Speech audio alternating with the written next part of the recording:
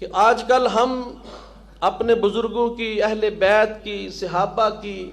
سرکار کی سخاوتیں تو بڑی سنتے اور سناتے ہیں، لیکن ہم اتنے سخت دل ہو گئے کہ ہمارے دل پہ کسی بات کا اثر نہیں ہوتا۔ ہمیں دنیا سے اتنا پیار ہو گیا ہے کہ ہم اس کو اپنے سینے سے لگا لگا کے رکھتے ہیں، بچا بچا کے رکھتے ہیں، سنبھال سنبھال کے رکھتے ہیں۔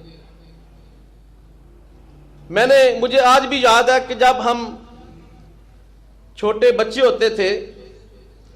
تو ہمیں رمضان کا انتظار ہوتا تھا کہ ہم نے رمضان میں آنا ہے اور ہم نے مسجد میں جانا ہے۔ ابھی میرا چھوٹا بیٹا ابھی ساتھ نہیں آیا آج، تو رمضان سے وہ 1 مہینہ پہلے ہی کہنے لگا، پاپا یہ وہی روزے ہیں نا جو سموسو والے روزے ہیں، یہ وہی روزے ہیں نا جو فروٹ چاٹ والے روزے اور سموسو والے روزے۔ میں نے کہا جی وہی روزے آ رہے ہیں۔ مقصد بات کرنے کا یہ ہے کہ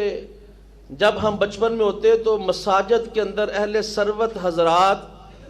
افطاری کے لیے بہت زیادہ سامان بھیجتے، چھوٹے چھوٹے بچے اس سامان کے لالچ میں ساری زندگی کے لیے نمازی بن جاتے۔ وہ بچے جن کی ہم نے بچپن میں تربیت کی ہوتی تھی نا کہ نماز 1 مہینے کا پیریڈ گزارنے کے بعد بے شک کسی چیز کی لالچ کے بہانے ہی صحیح، لیکن وہ اسی لالچ کے بہانے وہ چھوٹے چھوٹے بچے نمازی بن جاتے۔ اور یہ کھلانے کی کھانے کی لالچ کوئی بری نہیں، بلکہ میں تو کہتا ہوں یہ سرکار کی سنت سے ثابت ہے۔ آپ کو یاد ہوگا کہ نبی کریم صلی اللہ علیہ وسلم نے جب کفاران قریش کو، سرداران قریش کو توحید کی دعوت کے لیے بلایا، توحید کی دعوت دینے کے لیے، تو سرکار نے پہلے ان کی دعوت کی۔ کوئی بھی سیرت کی کتاب اٹھا کے دیکھ لیں، حضور نے ان کی دعوت دی ان کو، پھر کھانا کھلایا بڑا اعلیٰ قسم کا، اور کھانا کھلانے کے بعد اللہ کے محبوب علیہ الصلوۃ والسلام پوچھتے ہیں کہ اگر میں کہوں کہ اس پہاڑ کے پیچھے سے دشمن کی فوج آ رہی ہے تو تمہارا کیا خیال ہے؟ اپنی صداقت کی بات، توحید کی بات، اللہ کے ایک ہونے کی بات بعد میں کی، پہلے ان کو دعوت کھلائی۔ تو دعوت کھا کر بھی اگر کوئی سیدھے راستے پر چل پڑے تو کیا خیال ہے یہ سودا مہنگا ہے کہ سستا ہے؟ اگر ایک بچے کو ہم کسی شربت کے بہانے، کسی سموسے کے بہانے نمازی بنا دیتے ہیں تو کیا یہ ساری زندگی اس کی سنور نہیں گئی؟ تو میں نے دیکھا کہ بچپن میں بہت سارے احباب اس وقت میں مساجد میں افطاری کا سامان بھیجتے اور بچے شوق سے آتے اور نمازی بن جاتے۔ لیکن ان دنوں میں چند مساجد میں نے دیکھا کہ افطاری کا وقت ہو جاتا ہے اور بچے بھی آتے ہیں خالی ہاتھ واپس چلے جاتے ہیں، 2-4 مسافر بھی کہیں سے دائیں بائیں سے آ جاتے ہیں، وہ بھی خالی جاتے ہیں، اور جو امام صاحب وہاں پر جنہوں نے نماز پڑھانی ہے،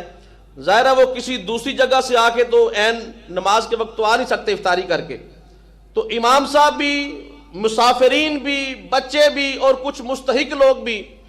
وہ اگر آ جائیں غلطی سے مسجد میں افطاری کے وقت تو مسجد کی ٹوٹیوں سے پانی پی کے پھر روزہ افطار کرتے ہیں۔ آج یہ عہد کر کے جائیں کہ ہم نے اس چیز کو ختم کرنا ہے، ہم نے وہی طریقہ بحال کرنا ہے جو ہمارے بزرگوں کا تھا۔ آج کل جو ہماری نسل ہے نا وہ موبائل سے باہر نکلے گی تو اس کو پتا چلے گا کہ جو ہماری نانیاں اور دادیاں تھیں وہ مسجد کا کیسے خیال رکھتی تھیں۔ تو احباب کوشش کریں اپنی مساجد کو ہر طریقے سے آباد کرنے کی کوشش کریں اور اپنے بچوں کو نمازی بنائیں۔ خدا نہ خواستہ یہ جو بچے آج کے ہمارے بچے ہیں یہ ہمارے کل کا مستقبل ہے، اگر یہ مسجد سے دور ہو گئے تو مسجدیں جو آج بزرگوں نے آباد کی ہیں، یہ بزرگ تو ویسے مہمان ہیں، اس کے بعد پھر مسجدیں ہماری خالی ہو جائیں گی۔ تو اس لیے اپنی مساجد کو آباد کریں، جو مسافر ہیں، امام مسجد ہیں، خطیب ہیں اور ہمارے بچے ہیں، ان کے لیے کھانے پینے کا جو محلے کے مخیر حضرات ہیں ان سے یہ بات کر رہا ہوں۔ مگر آپ دیکھیں کہ ایک محلے کے اندر 1 لاکھ پتی بھی ہے، کروڑ پتی بھی ہے، کھرب پتی بھی ہے، مگر اس کو اتنی توفیق نہیں کہ میں محلے کے اندر 1 مہینے کے لیے افطاری کا اہتمام کر دوں۔ اس لیے کوشش کریں جتنے دن باقی رہتے ہیں وہ بھی، اور اس کے بعد بھی روٹین بنائیں، اپنی مساجد کو آباد رکھیں، اپنی مساجد کو جس طرح بھی ہو سکے